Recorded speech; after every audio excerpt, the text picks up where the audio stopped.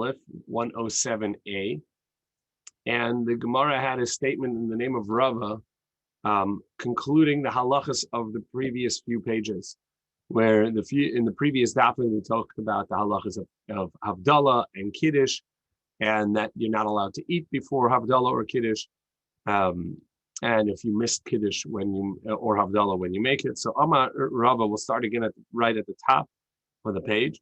Amar Rava, so that in the name of Rava was said, Hilchasa, that the halacha is Ta'am Kaddish but Ta'am Avdil, that even if you ate prior to Kiddush, which you were not supposed to have done, nevertheless you still make Kiddush and didn't lose the opportunity to make Kiddush that night.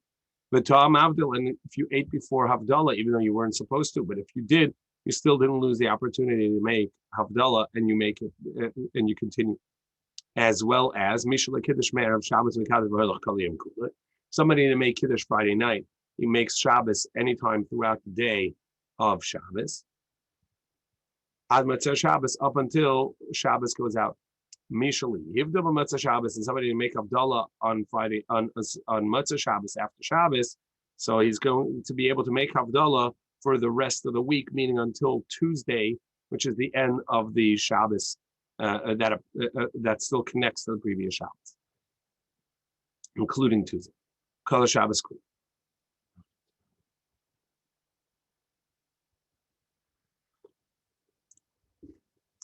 The Gemara continues and says that Ameimar, he's had a different version of how to of this quote of Rava. Ameimar pasach lala shmaitza de Rava b'hailishna. He concluded he taught the teaching of Rava in such terms.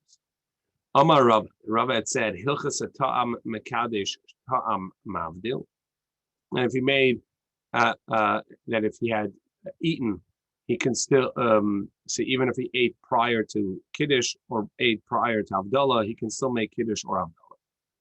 Mishul Kiddush b'Erev Shabbos mekadesh v'Halach Kaliyim Kula, and if he missed Kiddush on Friday night, he can make Kiddush throughout the day on Shabbos. However, here's where his change is. Mishali hivdil b'matzah Shabbos mavdo halach kaliyim kulei. Anybody that did not make Havdalah right after Shabbos can still continue making Havdalah the entire Sunday.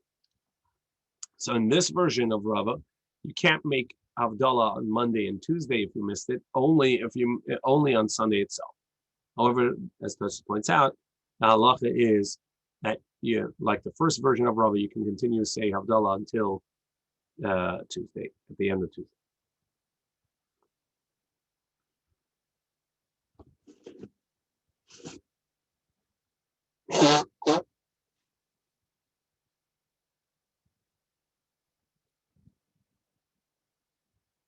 Amri le Mar Yenuka Mar Kashisha Bereder Rav Chisda LaRavashi.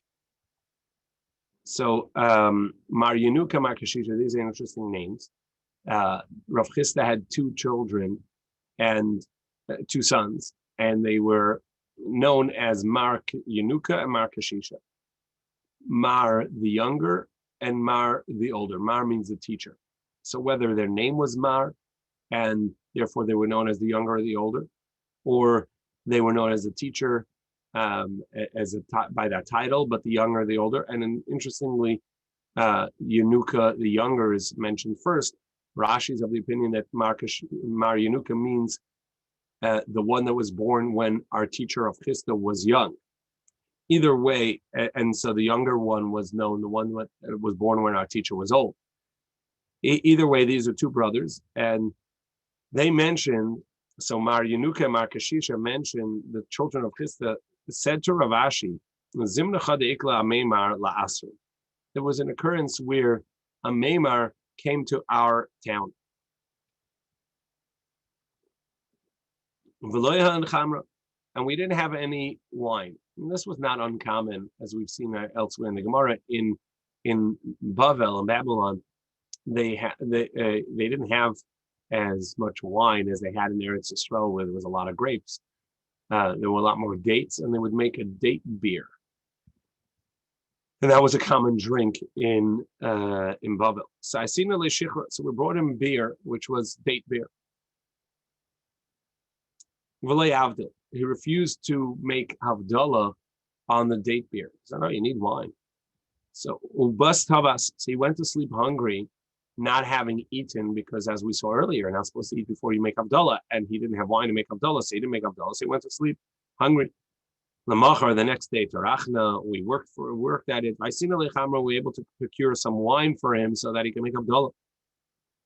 But Avdil, and so he did on Sunday make Havdalah.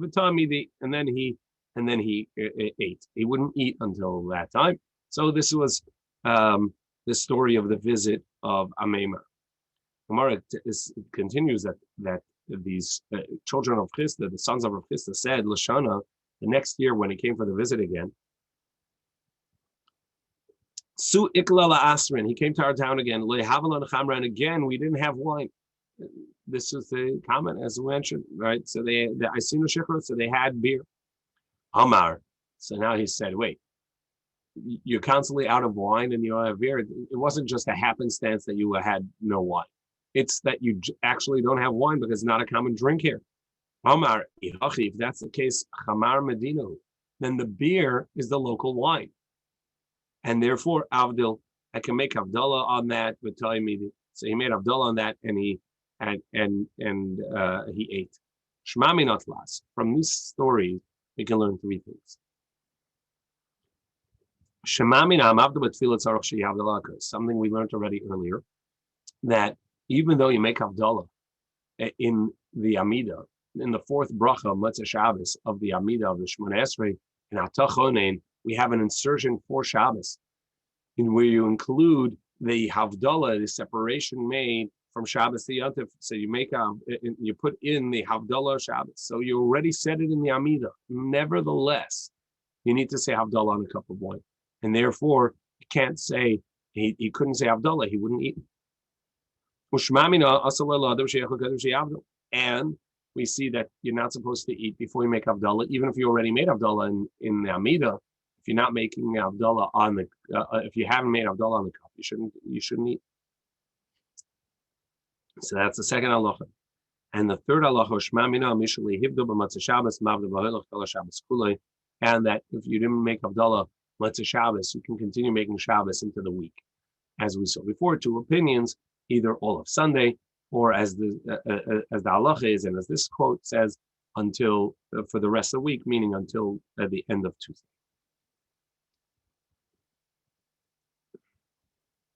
Now, what we have a new discussion that we now introduced.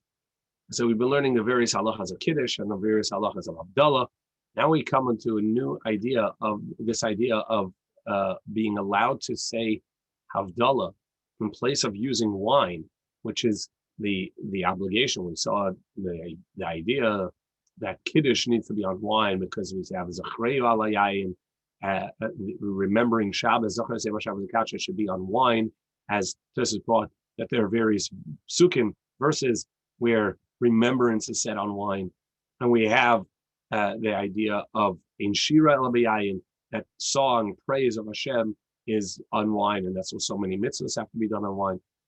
And Havdalah as well, we've seen the idea of that Havdalah needs a glass of wine. If somebody only has one wine, and benching needs to be on wine. If somebody only has one glass of wine, they can share it for Havdalah and benching. So we see this whole concept consistently throughout these past few dafim for the obligation of the bracha being on a cup of wine.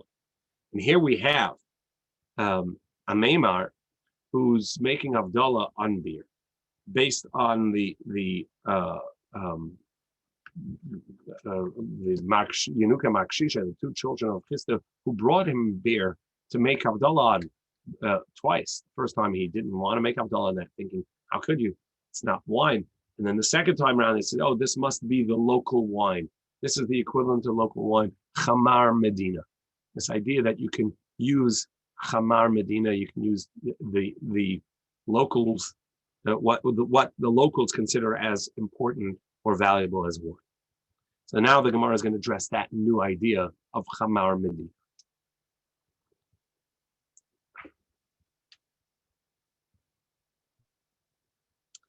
Ba'imine Rav Huna Merav Chisda.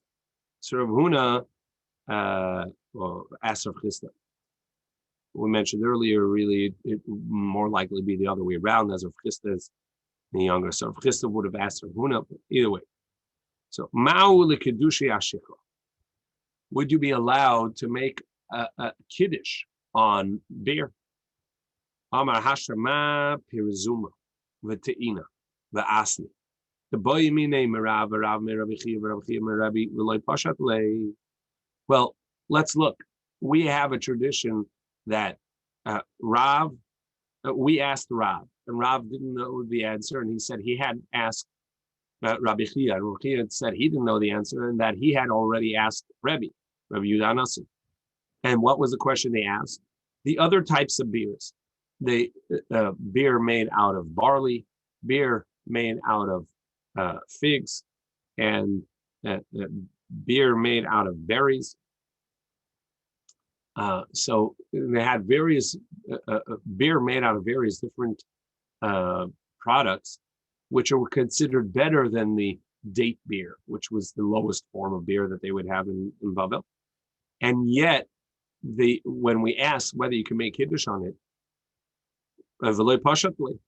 and no one answered that question. No one would answer with certainty that you're allowed to. Shichra amibaya. So the lesser type of beer, which is shichra, is that even a question? So I said, okay, fine. I'll accept that you don't make Kiddush on that. But what about Havdalah? Aval Avduli Mavdalina. But if you want, you may make Havdalah on it. Amar Luhu Rav Chisda Hachya Marav. So Rav Chisda said, no, this is what Rav said. That just as you don't make Kiddush on it, you don't make Havdalah on it. The lack of certainty means that you also don't make Havdalah on beer. It Manami, indeed, we have a statement, Amar of Tachlifa, Bar Avdimi, Amar Shmuel. This one is in the name of Shmuel. You're not allowed to make Havdalah on beer, just as you don't make Kiddush on beer. However, the Gemara tells the story that Levi Shadale L'Rav Shikra Bat Lesa Magli. Levi, one of the students of Rav, gifted Rav, sent him a gift of a beer that was made by 13 brews. It was a good wine. It was brewed again and again. Have a basim tuba, was very tasty. So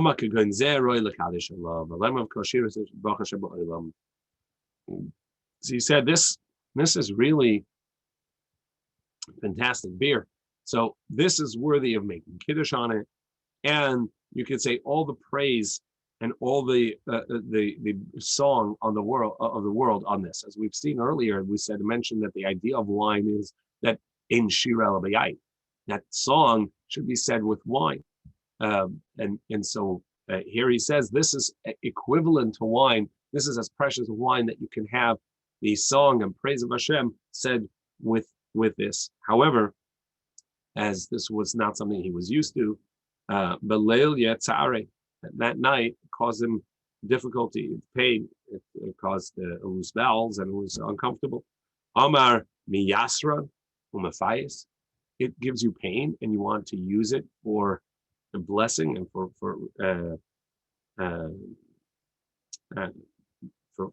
kiddush. You can't do it.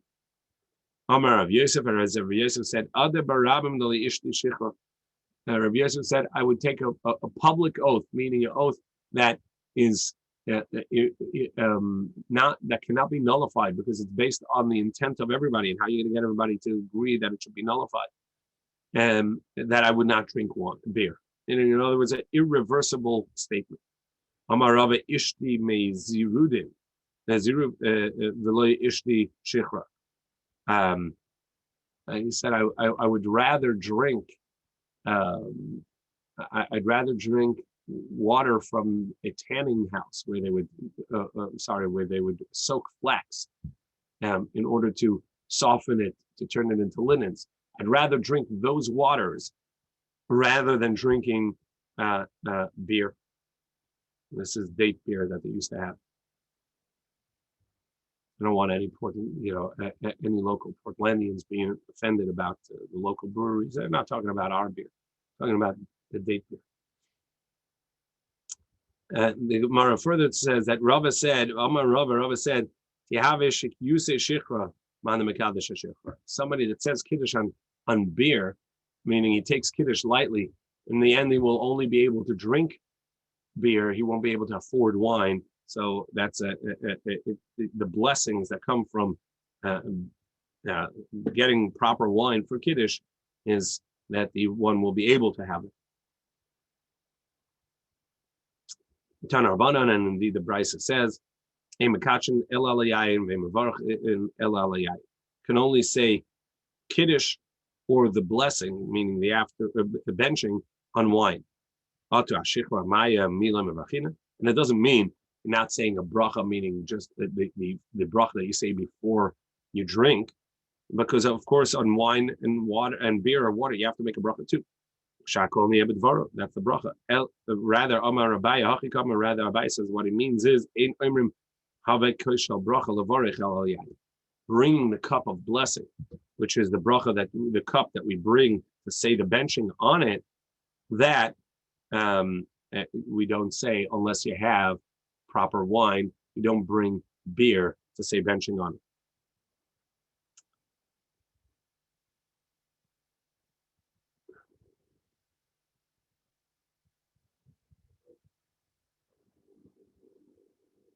Tana Rabban. So Brisa taught you can't say Kiddush on beer. You may use beer for Kiddush, as well as it says, and when you make Kiddush, you just have to take a sip of the wine, and that's sufficient.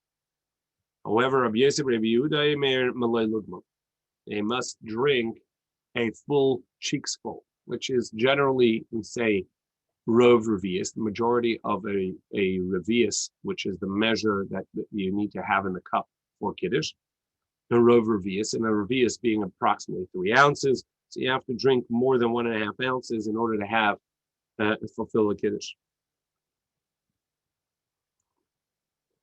Amar Avhuna Amarav, Achintana V'Gidol the Minarash, and Kaddish.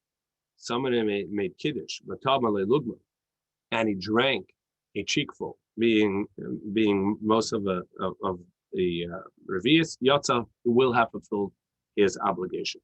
And if not, he will not fulfill it. In other words, just sipping a tiny bit from the cup is not sufficient.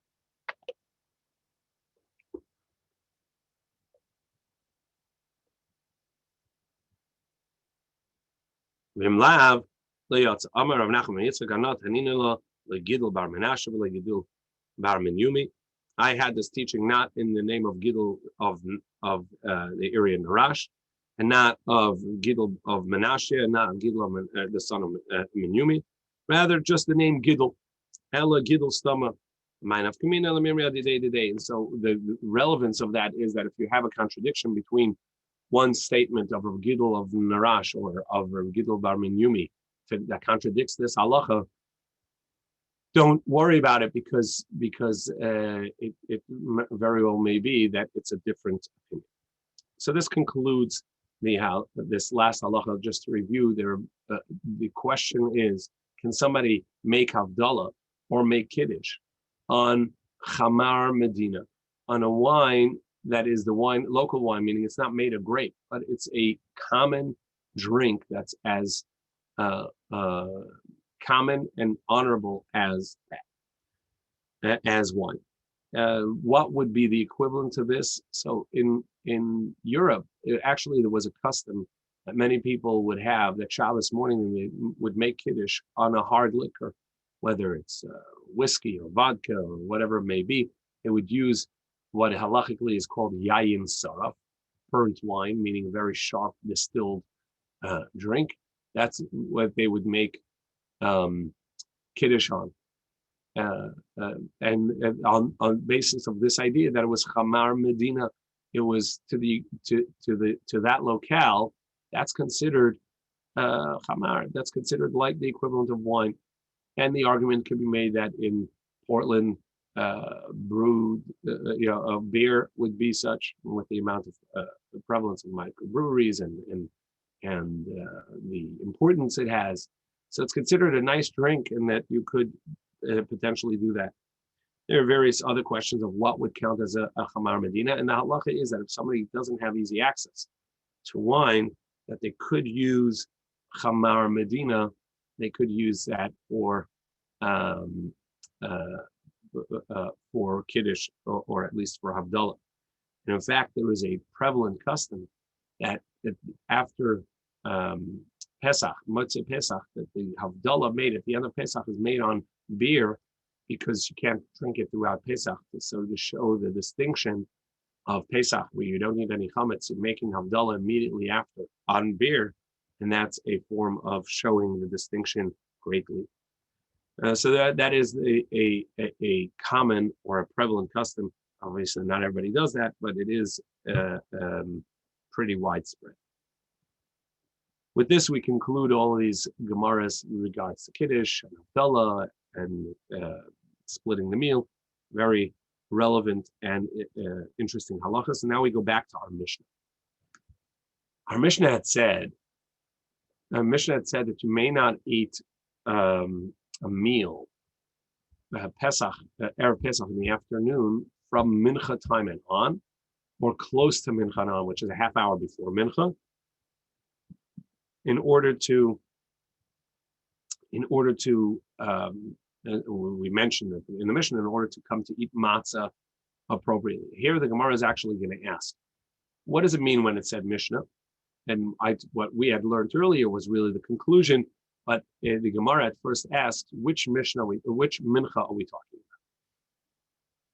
And this is based on, and we gave a little introduction to this when we started, that the time for mincha, the day, is split up into various parts. Now, really, mincha should be from noon until sunset, or till nightfall, whenever the day ends. So we have mincha for the 6 last hours of the halachic day. However, we wait for a half hour after noon, so that you know that the sun is already on the west when you can see the shadows on the east. So you know the sun is already on the west side, and then you can start davening mincha. It's also the time that you can bring the afternoon korban, the daily tamid, and it's also the time that really you can bring the korban pesach. And so samech, close to that, would be at noon, halachic noon. You're not allowed to eat anymore. That's one way of reading the Mishnah. Close to mincha, meaning close to mincha gedola. Mincha gedola means when there's a lot of time of mincha left. Or there's another time for mincha. The second time for mincha is called mincha katana, where we split the afternoon 3 hours later from when you start, meaning only the last 2.5 hours of the day. That's mincha katana, the small mincha. That's 9.5 hours into the day. That's when you would be allowed to daven this mincha. And when we say in our Mishnah that you can't eat close to mincha, it means mincha katana, the small time of mincha, which would mean a half hour before that, meaning the end of the 9th hour, the beginning of the 10th hour. So that's the question in the Gemara. So the Gemara asks a question. In our Mishnah, when it said that you're not allowed to eat close to mincha, and therefore a half hour before mincha you have to stop having a meal, does that mean at noon, half hour prior to the large mincha, the long, meaning the whole afternoon, or the small mincha, the last 2.5 hours of the day? So a half hour before that would mean the last 3 hours of the day. And what would be the basis of this two opinions, or these two reasons? What would be the reasons for this? So if we say that you shouldn't eat from noon, so then the reason not to eat is so that you don't get involved in a meal and forget to bring the korban pesach. So the Gemara explains, did our Mishnah refer to the great mincha where you have a lot of time for mincha mishum pesach, and the concern is that you may forget to bring a korban pesach dilma asila mimsha. Maybe you're going to draw your meal out long enough, and this is now we turn to Kuv Zayin on the base 107b. And you may end up forgetting to bring your korban pesach, and that's why don't start a meal. And therefore, perhaps nowadays, if we don't have a korban pesach, we don't have to be concerned with this. Like dilma samach mincha ketana tanan, or is it discussing mincha ketana, which is the last few hours of the day, umishum matzah, and the reason not to eat is because of matzah, because of the obligation to eat matzah that night. And if you're going to eat a meal too close to that, you're not going to have an appetite. Dilma asil mechli la matzah achilagasa, and you may end up eating the matzah achilagasa. Achilagasa means when somebody is stuffed and they eat and they have no appetite, and that doesn't actually count as eating. So you wouldn't fulfill the mitzvah at all. And even if you have some appetite, but you're definitely not going to eat it in the way that it's supposed to be eaten, where there's where there's actually a desire and appetite.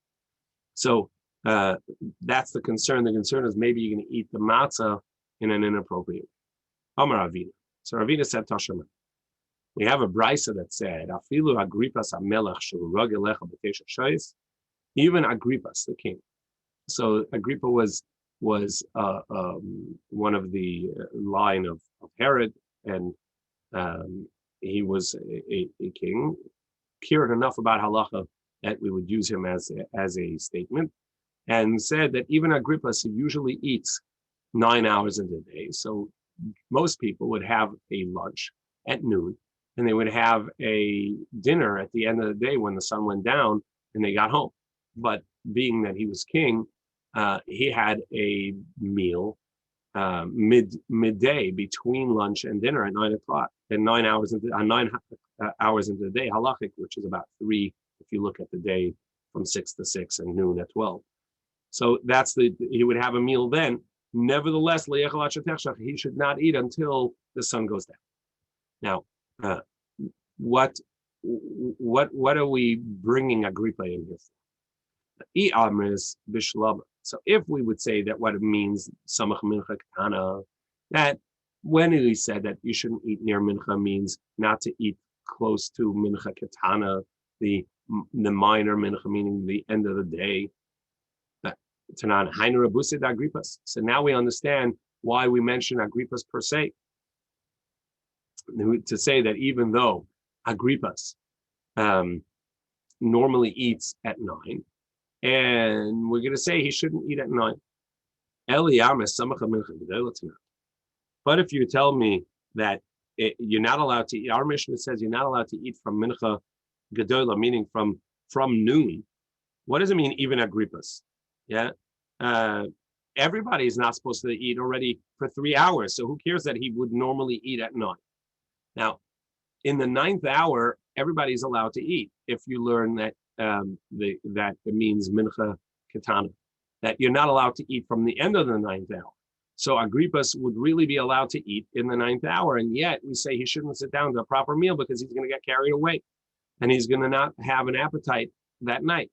But if everybody's not allowed to eat already from noon, so who cares that Agrippa normally eats in the 9th hour, which is already prohibited for everybody. So of course he's not allowed to eat.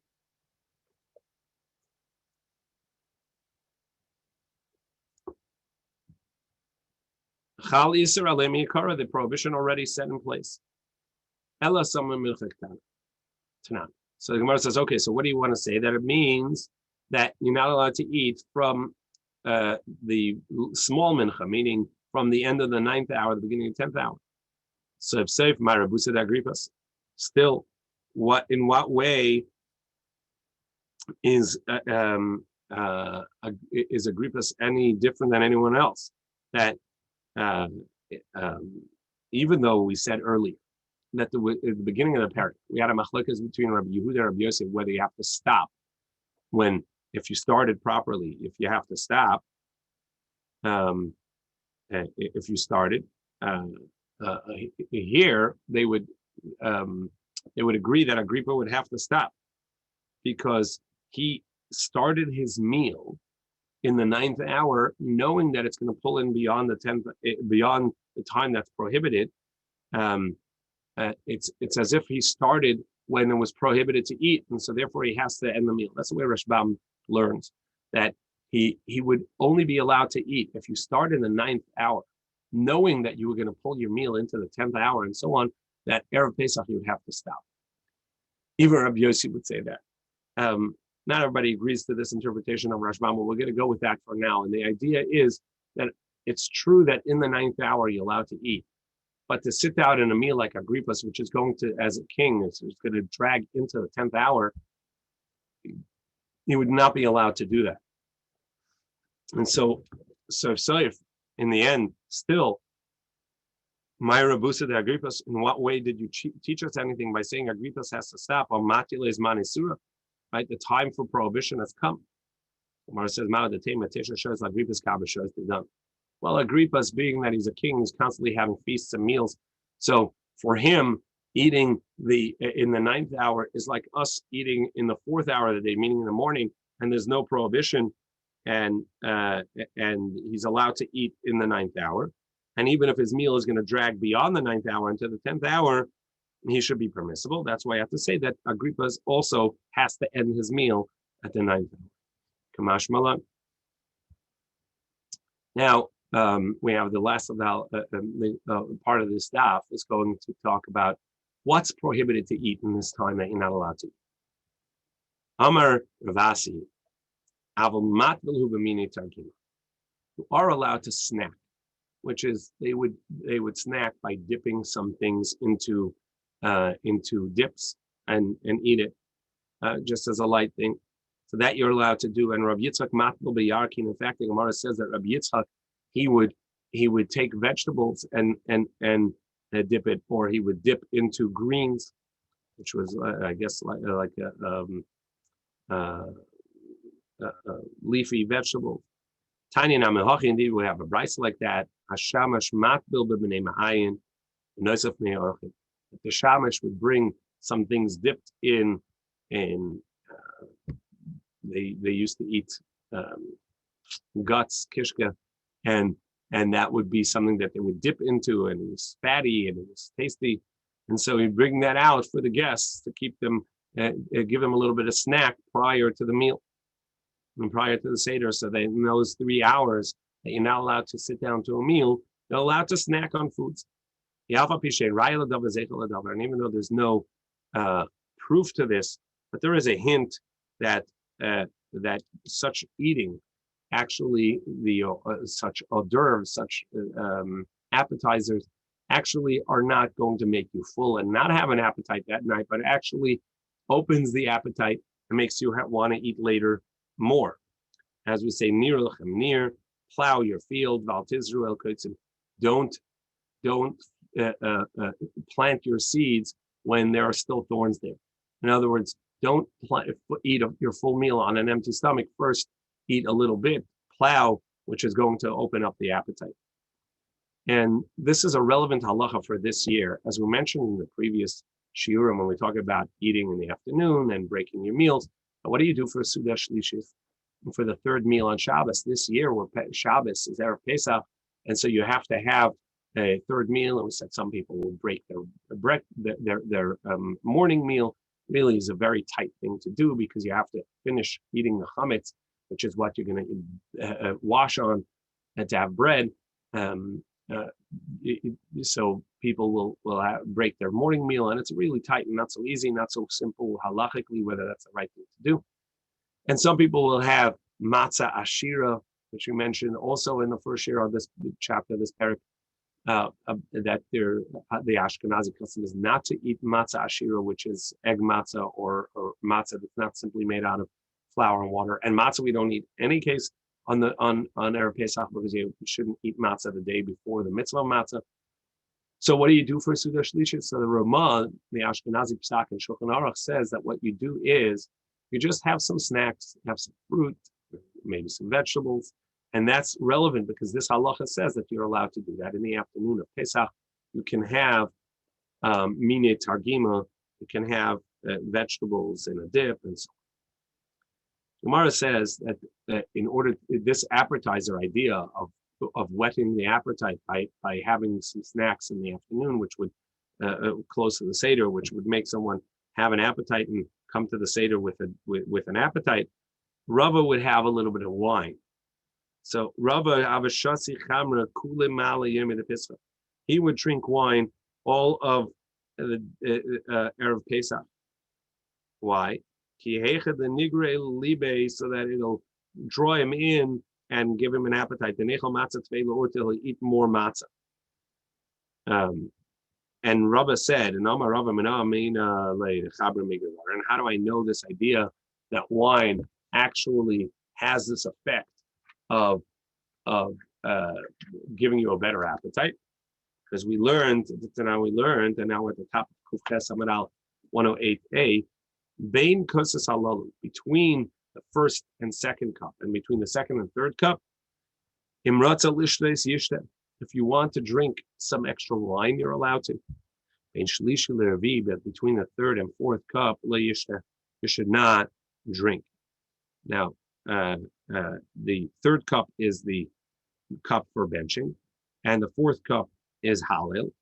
And over there's no reason to have a drink because you don't need more appetite because you're done with the meal. So you shouldn't have more drink. But the first two cups, where you're still prior to the meal and it's going to help you have a better appetite, you are allowed to. So must be that it whets the appetite and gives you a better appetite. Now, Gemara says, "V'yamis misinsight." If you tell me that it actually makes you full, so why should you drink? It's going to make you eat the matzah when you're already too full. So rather, we see that it actually draws you in. And Tosfos earlier asked a contradiction about having a little bit versus having a lot, and counterintuitively, Tosfos says that a little bit of wine will make you feel full, and a lot of wine actually gives you a greater appetite. It's questionable obviously these are going to be matters of metzius, matters of it's a matter of fact. So each person would have to know what actually how it works. If it's something they eat will satiate them, or something they drink will satiate them and diminish their appetite for matzah and the mitzvah of the night, then they shouldn't do it. And if it's something that will actually whet their appetite and give them a greater appetite, then that is appropriate for them to do. And that's really what Rava was saying here. And whatever type of wine they had, and whatever the metzius, whatever the facts were for them, whether it made them more hungry and gave them a better appetite, or filled them, is irrelevant really for us, because really each person just has to understand themselves what's going to give them a greater appetite or not. Okay, we're going to end at this. As from tomorrow, we'll continue with Kuf Ches Amida.